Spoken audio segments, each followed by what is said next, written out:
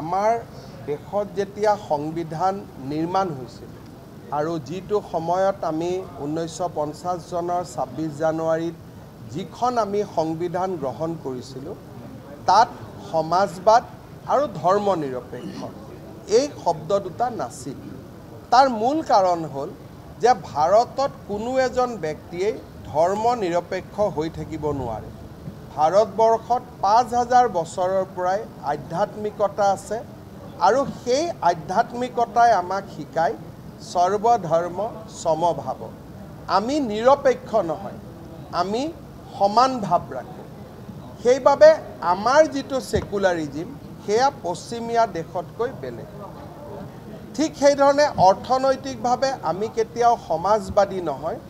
অৰ্থনৈতিকভাৱে গান্ধীজীয়ে ট্ৰাষ্টিশ্বিপৰ কথা কৈছিলে, বিনোৱাভাৱে সৰ্বোদয়ৰ কথা কৈছিলে, দীনদয়াল উপাধ্যায়ে অন্ত্যোদয়ৰ কথা কৈছিলে, অৰ্থাৎ দৰিদ্ৰজনক সন্মুখলৈ লৈ অহা। সমাজবাদৰ ধাৰণাটো ভাৰতৰ মাটি আৰু পানীত উপচা এটা ধাৰণা নহয়। ইন্দিৰা গান্ধীয়ে ইমাৰ্জেঞ্চিৰ সময়ত 1976 চনত ধৰ্মনিৰপেক্ষ আৰু সমাজবাদ শব্দ দুটা সংবিধানত সন্নিৱিষ্ট কৰে, যি ভাৰতীয় চিন্তাৰ পৰিপন্থী।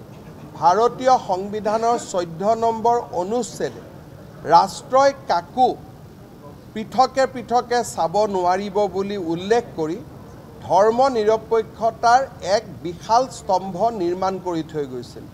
কিন্তু তাৰ পিছতো এই দুইটা শব্দৰ ব্যৱহাৰে আমাৰ দেশখনক পশ্চিমীয়া দেশৰ কাষলৈ ওচৰ চপাই লৈ গ'ল আৰু আমাৰ ৰাষ্ট্ৰৰ নিজৰ চিন্তাধাৰাৰ পৰা আমি আঁতৰি গ'লোঁ। সেইবাবে আমি কেন্দ্ৰীয় চৰকাৰক অনুৰোধ জনাম যে ভাৰতৰ সংবিধান যি ধৰণে আম্বেদকাৰ ডাঙৰীয়াই ৰচনা কৰিছিল, ডক্টৰ ৰাজেন্দ্ৰ প্ৰসাদৰ নেতৃত্বত যি ধৰণে সংবিধানখন গ্ৰহণ কৰা হৈছিল, সংবিধানৰ প্ৰস্তাৱনা তেনেকৈ থাকিব দিয়া উচিত। জৰুৰী অৱস্থাৰ সময়ত সংযোজিত শব্দ দুটা সংবিধানৰ পৰা বাদ দিয়াৰ সময় সমাগত।